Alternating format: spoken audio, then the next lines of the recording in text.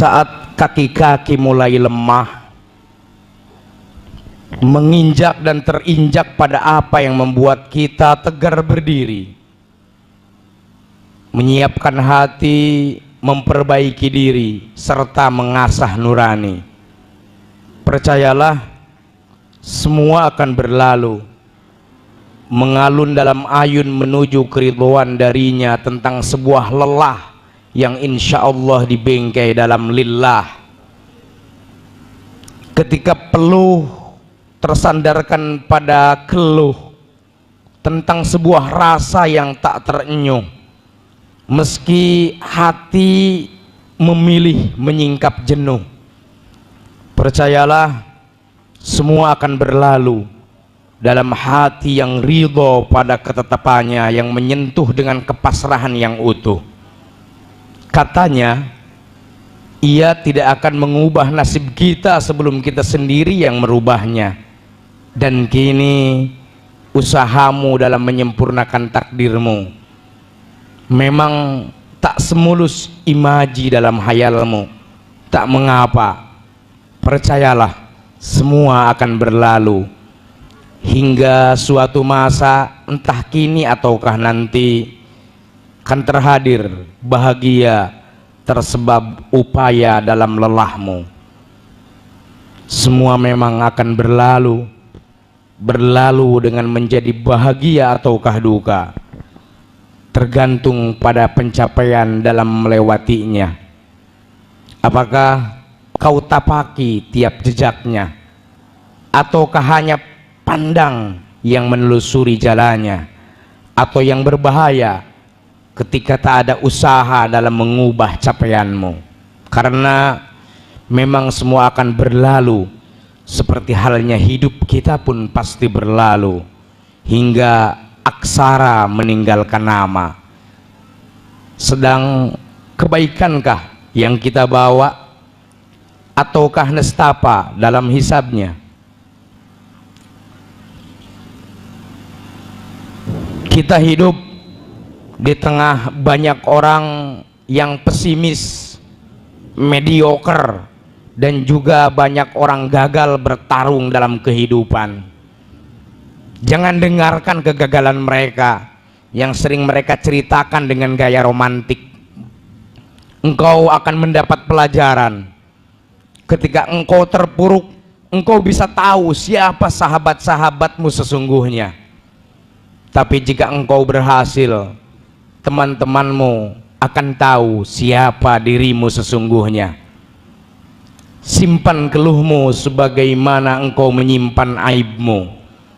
Jangan biarkan orang lain tahu bagaimana susahnya engkau berjuang di sini, di Miftahur Rahman ini. Sebab manusia hanya menilai sebatas luar, dan engkau hanya akan dicap sebagai tukang mengeluh.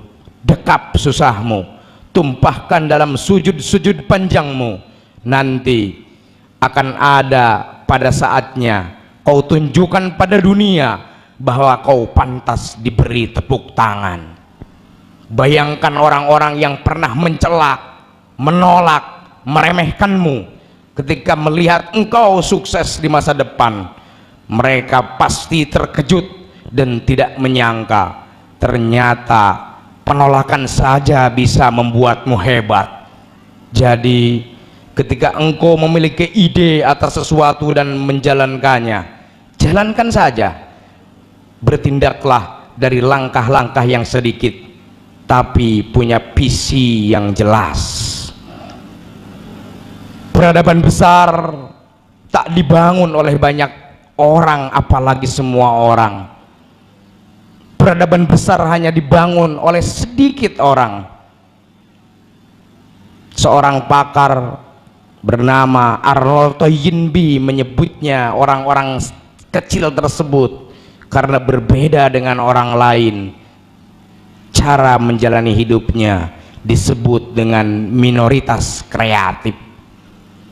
Minoritas kreatif adalah sedikit orang yang menjaga pikiran sehat ketika yang lain tenggelam dalam pikiran sesat atau bahkan tak lagi mau berpikir.